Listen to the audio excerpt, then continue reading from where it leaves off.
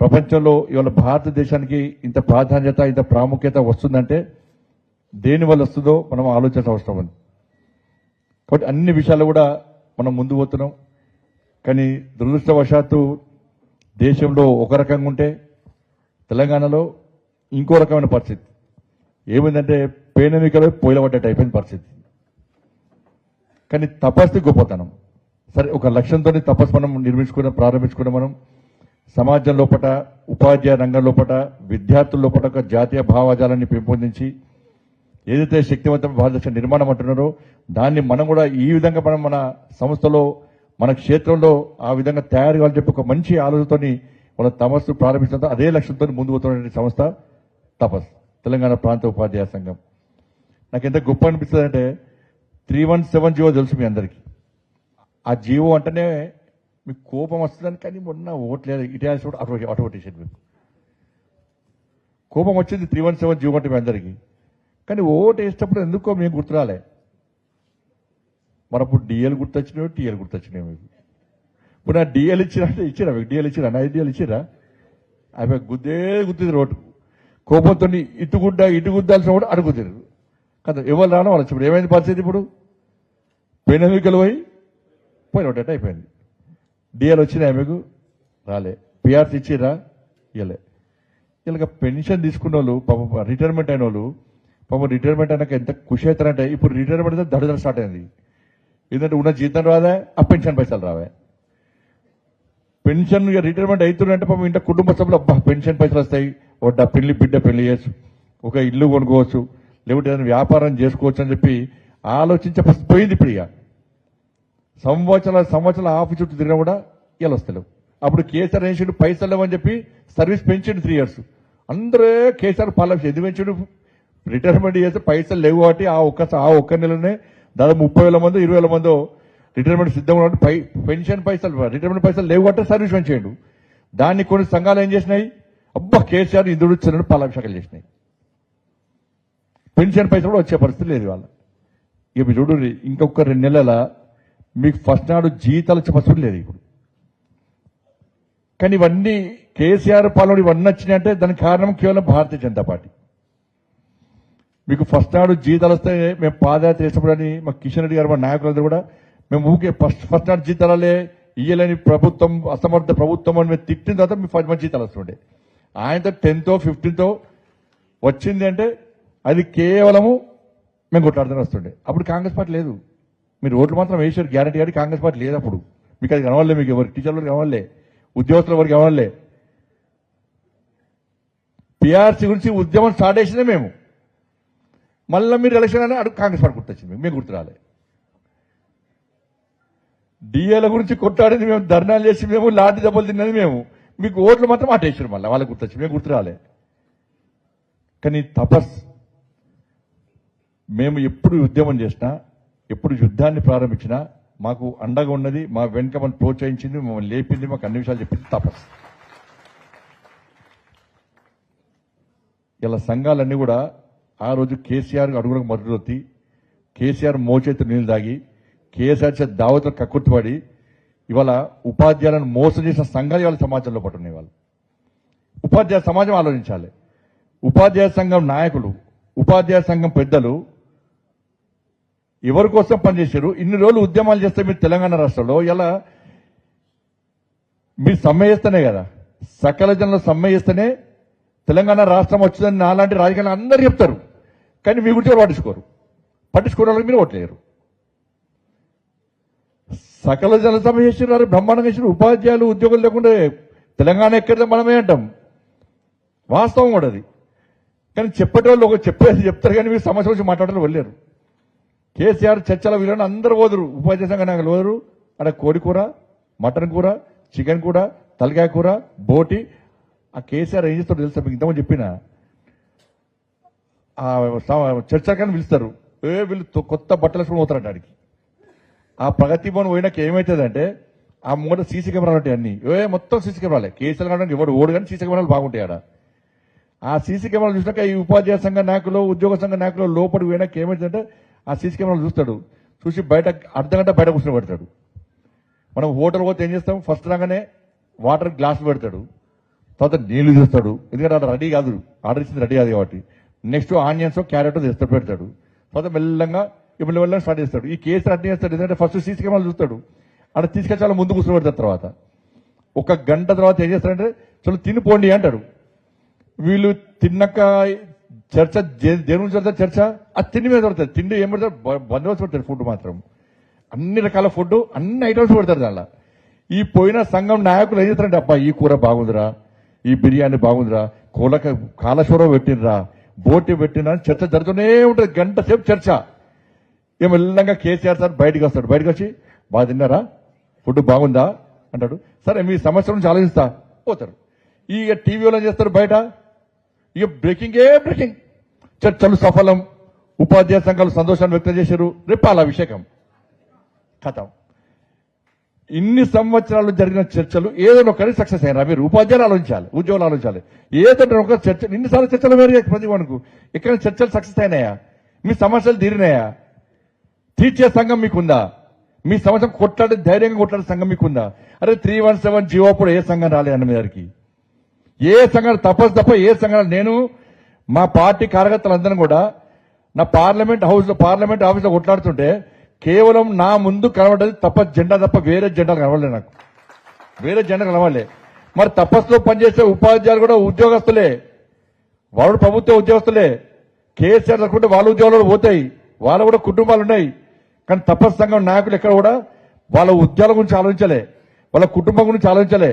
అరే మా ఉద్యోగాలు పోతావోని, మా కుటుంబాలు పోతావోని. మేము తపస్సులో ఉన్నదే నేను ముఖ్యం కాదు, నా కుటుంబం ముఖ్యం కాదు, ఈ ఉపాధ్యాయ సమాజం ముఖ్యం, వాళ్ళ కోసం కొట్లాడతామని చెప్పి అన్నిటి తెగించి వచ్చిన వాళ్ళే తపస్సు. ఇలా 200 మంది తపస్సు ఉపాధ్యాయులు నా ముందు కూడా అరెస్ట్ అయ్యారు. నాతో పాటు లోపల దెబ్బలు తిన్నది కూడా తపస్సు ఉపాధ్యాయ సంఘ నాయకులే, తపస్సు నాయకులే.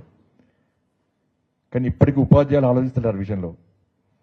మరి ఆ రోజు ఈ ఉపాధ్యాయ సంఘం నాయకులు అందరూ తెలుసుకుంటే కేసీఆర్ మెడలు వంచటోళ్ళం కదా. ఇలా ఎన్టీ రామారావు 9 నెలల్లో పార్టీ ప్రారంభించి 9 నెలల్లో అధికారం వచ్చి ప్రపంచ రికార్డు సృష్టించాడు. కానీ అదే ఎన్టీ రామారావు గద్దెదించింది ఎవరు? ఇదే ఉపాధ్యాయులే. అంత దమ్ము మీ దగ్గర ఉంది. కానీ దాన్ని ఎందుకో ఉపయోగిస్తారు, భయపడ్డారు. మొదటిదాకా కేసీఆర్ అంటే గజ వనికి మీరందరూ కూడా. నాకు ఇప్పుడు ఇట్లా మీటింగ్ వచ్చారు ఎప్పుడైనా? అప్పుడు మీటింగ్ పెడితే వచ్చురా. ఇప్పుడు నన్నే విలువపోదురు, మీ ఉద్యోగాలు పోతాయని నన్నే విలువపోదురు.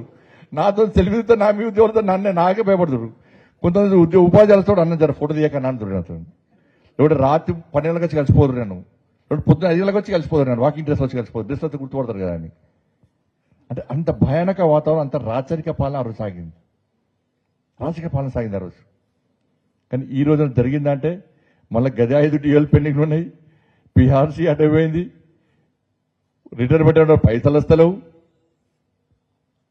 ఏం సాధించడం? ఏం ప్రభుత్వాలు మార్చారు మీరు. కానీ మేము కసితో ఉన్నాం సార్. మీరు ఉపాధ్యాయులు అంటే నేను అవతారం చెప్తలేండి, నన్ను ఒక కసితో ఉన్నాం మేము. 317 జీవో వల్ల అనేక మంది ఉపాధ్యాయులు ఆత్మహత్య చేసుకున్నారు, అనారోగ్యంతో చనిపోయారు, చెట్టుగోలు పుట్టగోలు అయ్యారు. ఆ బాధతోని మేమేదో రాజకీయం అధికారం రావాలనుకుంటే వేరే రకంగా చేసుకోవాలి మేము. ఇప్పుడు కొట్లాడితే కూడా ఓట్లు లేకపోతుంది మాకు. కానీ అప్పుడు ఓట్ల కోసం పనిచేయలే. తపస్సు ఉపాధ్యాయ సంఘం ఎప్పుడైతే మనకు వచ్చిందో, వాస్తవ విషయాలు మాకు చెప్పిందో, మా కమిటీలో ప్రతి ఒక్కరి కంట నీళ్ళు వచ్చినాయి ఆ రోజు. అరే ఇంత ఇబ్బంది పడుతున్నారు, చెట్టుగోలు పుట్టగోలు, తండ్రి కాడ, తల్లి కాడ, పిల్లల కాడ, భార్య కాడ, భర్త కాడ ఎట్లా ఉద్యోగాలు చేస్తారు, వీళ్ళ పరిస్థితి ఏంది అని చెప్పి ఇలా ఖచ్చితంగా కొట్లాడని తప్ప వేరే దోషం కాదు. మీకు తెలియదు, నేను ఆఫీస్లో మేము స్ట్రైక్ చేస్తున్నప్పుడు, ఆందోళన చేస్తున్నప్పుడు ఇదే కేసీఆర్ పోలీస్ ఆఫీసర్ ఫోన్ చేసి ఏం చెప్పింది తెలుసా? ఆ పోలీస్ ఆఫీసర్కు జేసీబీ పట్టుకొచ్చి ఆ గోడలు గులగొట్టేటువంటి సీన్. ఎందుకంటే సాయంత్రం తెలిసి కదా, మీరు రాత్రి 12 బజే కేసీఆర్ ఫోన్ చేసి వట్టి ఫోన్ చేస్తాడు, ఫుల్ చంపి ఫోన్ చేస్తాడు ఆయన. ఆ టైంకి అన్ని కనాలి ఆయనకి. ఏం చేసిండు, ఫోన్ చేసి పోలీస్ ఆఫీసర్ ఫోన్ చేసి, నువ్వు ఆడ బండి సంజయ్ అంటోడు వాడు పార్లమెంట్ ఆఫీస్లో కూర్చోండి, ఆ గోడలు కూలగొట్టాలి, వీడియో కాల్ నేను చేస్తా, నువ్వు జేసీబీతో కూలగొట్టు అని చెప్పి ఇలా పోలీస్ ఆఫీసర్లకు ఆదేశించిన వ్యక్తి కేసీఆర్. మరి ఆ రోజు ఇదే పోలీస్ ఆఫీసర్లు గోడలు కూడతాం, మా పరిస్థితి ఏంది? మేమైతే బయట రాకపోతాం, సచ్చినా పర్లేదు. ఇలా బయటికి వెళ్ళి ఫైర్ ఇంజన్ వాటర్ కొడుతుంటే, రంపాలతో కటర్ మిషన్లతో మా గేట్లు కొట్టేస్తుంటే, లోపల water pressure, fire engine water ఎట్లుందో మీకు తెలుసు.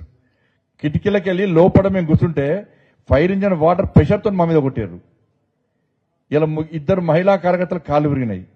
6 భారతీయ జనతా పార్టీ కార్యకర్తలు ఎటు చూసి అయిన వాళ్ళకి మేము బయట చెప్పలేదు. చెప్తే భయపడతారు, మళ్ళీ టీచర్లు అసలే వస్తలేరు, మళ్ళీ ఇంకా రారని చెప్పి ఎవరు చెప్పలే. బయటలో మేము బయట చెప్పలే, మీరు రాకుండా మేము చెప్పలే. మేమే కొట్లాడు మీకోసం. ఏ ఉపాధ్యాయుడు రాలే మాకు, ఏ ఉపాధ్యాయుడు కూడా మాకోసం రాలే, మీకోసం రాలే, మాకోసం రాలే. కానీ కొట్లాడింది మాత్రం భారతీయ జనతా పార్టీ. తెలంగాణ రాష్ట్ర వ్యాప్తంగా దాదాపు 2000 మంది భారతీయ జనతా పార్టీ కార్యకర్తలు, దాదాపు 2000 మంది కార్యకర్తలు ఇంజురీస్ అయినాయి. దాదాపు 2000 మంది కార్యకర్తల మీద నాన్ బెయిలబుల్ కేసులు అయినాయి. మీకోసం కొట్లాడితే నాన్ బెయిలబుల్ కేసు. ఏదో కేసు అయింది అనుకుంటూ రావచ్చు, కేసు అయింది కదా నడుస్తుంది అనుకుంటూ రావచ్చు.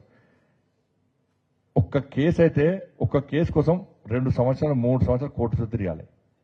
నా మీద ఇప్పుడు ఎన్ని కేసులు తెలుసా అండి? ఎన్ని కేసులు నా మీద? దేశంలో హైయెస్ట్ రికార్డ్ నాది. 109 కేసులు నా మీద. దానిలో 317 జీవోదే దాదాపు 10-15 కేసులు నా మీద. 109 కేసులు దేశంలో ఏ ఎంపీ మీద, ఏ రాష్ట్ర అధ్యక్షుడి మీద లేవు. నేను రాష్ట్ర అధ్యక్షుడు అయిన తర్వాత, ఎంపీ అయిన తర్వాత, మీరు ఎంపీ చేసిన తర్వాత 2 సార్లు జైలుకి పోయినా. దానిలో మీకోసం ఒకసారి జైలుకి పోయినా. మా కార్యకర్తలు నాతో పాటు జైలుకి వచ్చారు. ఇవి ఎందుకు చెప్తున్నా అంటే, కొట్లాడేవాడిని మీకోసం ఉండేటువంటి ఇటువంటి తపస్సు లాంటి సంస్థలను ప్రోత్సహించకుంటే అది నేనుంటే దానిలో నేను ఎక్కువ కొట్లాడుకుంటే నాకేమవుతుందని మీరు అనుకుంటే ఏం కాదు. మీ సమస్యలు లెక్కనే ఉంటాయి. ఇవాళ ఏమైంది తెలంగాణలో? మొన్నగా గురుకులం టీచర్లు, పార్ట్ టైం టీచర్లను 6,200 మంది తీసేశారు. దానికి ఒకటే ఉత్తరం మొత్తం తీసి పట్టేసారు. గురు పౌర్ణికని ఒకరు ముందే 6,200 మంది ఒక్కటే ఆర్డర్తో తీసి పడేసారు. ఇలా మీ పరిస్థితి, ఇలా ఎంఈఓలు ఎంతమంది ఉన్నారు? పర్మనెంట్ ఎంఈఓలు ఎంతమంది ఉన్నారు? 14 మంది ఉన్నారట. మొత్తం అందరి ఫేస్లే, మొత్తం 14 మందే. దాని నుంచి ప్రభుత్వాలు ఆలోచించాయి. డిఓలు ఎంతమంది? డిఓ పోస్టులు ఖాళీ ఉండే, ఎంఈఓ పోస్టులు ఖాళీ ఉండే. ఇప్పుడు లాస్ట్కు ఆ బీఈడి అర్హతలు ఉన్నటువంటి ఎగ్జిక్యూటివ్గా పనిచేస్తున్న ప్రమోషన్స్ లేవు. వాళ్ళ గురించి ప్రమోషన్స్ లేవు. నా దృష్టి తీసుకొచ్చారని చెప్పిన పక్క గతంలో మొన్న హనుమంతరావు గారు వచ్చారు. ఎగ్జిక్యూటివ్లకు ఓటు హక్కు విషయంలో కానీ, ఈ ప్రమోషన్ల విషయంలో ఆల్రెడీ కేంద్ర మంత్రి కలిసిన మనం ఆల్రెడీ. తప్పకుండా సమస్యల పరిష్కారం కోసం నేను కేంద్ర ప్రభుత్వం తీసుకొస్తా. ఈ సమస్యలు పక్క పరిష్కారం అయితని చెప్పి నమ్మకం, విశ్వాసం మాకుంది. ఆల్రెడీ పోయి కలిసాం. అది మళ్ళీ తపస్సు కలిసింది. మళ్ళీ వేరే సంఘం కలవలేదు. మళ్ళీ గుర్తుంచుకో, మళ్ళీ అటు ఓకూరు మళ్ళీ అది కూడా. ఇక మళ్ళా మీరు ఓటకని మీరు అంటున్నారు. ఆ ఓటు ఇప్పించగానే ఇడుగుతారో మళ్ళీ అడుగుతారు. అది నమ్మకం ఏందని అంటే నేను వాస్తవం చెప్తాను. నేను స్పీచ్ చేయడానికి రాలేదు, నా బాధ చెప్పుకోవడానికి వచ్చింది వాళ్ళని. ఆ బాధ చెప్పుకునే అవకాశం మా వాళ్ళు నాకు ఇచ్చారు. ఎందుకంటే చేసేటోళ్లకు నమ్మకం లేకుండా చేయలేము. మేము చేసింది మామూలు యుద్ధం కాదు. మేము చేసింది మీరు అనుకుంటారు హెడ్ దెబ్బలు దాకినాయి, కాలు చెదిరినాయి. ఒక మహిళా కార్యకర్తకు ఈ నర్సు మొత్తం అది అయిపోయింది. ఆ వాటర్ ప్రెషర్ కొడితే 28 days బెడ్ రెస్ట్ ఆమె. దానిలో 8 days ఐసీయూలో ఉండేది ఆమె. ఇంకొక ½ an hour 1 hour తేడా వస్తే ఆమె వెంటిలేటర్ మీద పోతుండే. ఆమె మహిళా కార్యకర్త. వాళ్ళు ఎవరు టీచర్లు, వాళ్ళ నాన్నలు, అమ్మలు, అక్కలు, చెల్లెలు టీచర్లు కాదు. 317 జీవో పెడుతున్న వాళ్ళు బాధపడతలేరు. మీరు బాధపడుతున్నారని చెప్పి మేము కొట్లాడినాం. కానీ నిజంగా చెప్తున్నది, వాళ్ళ భారతీయ జనతా పార్టీ ప్రభుత్వం, మీరందరూ కష్టపడితే ప్రభుత్వం అది వచ్చేది. ఇవాళ మా ప్రభుత్వం వస్తే ఇలా కేంద్ర ప్రభుత్వ ఉద్యోగులకు 5 DL చేశారు. పెండుకునే ఏమైనా మరి ఎందుకు ఆలోచిస్తలేరు? మీరు అర్థం కాలేదు నాకు. ఎందుకు అర్థం కాదు? ఇవాళ మన ప్రభుత్వం వస్తే నిజంగా సమస్యను పరిష్కరించడం. మేము మీరు DL పెండింగ్ ఉండేది కాదు, మీ PRC ఆగేది కాదు, మీకు ప్రమోషన్లు అసలే ఆగటి కావు.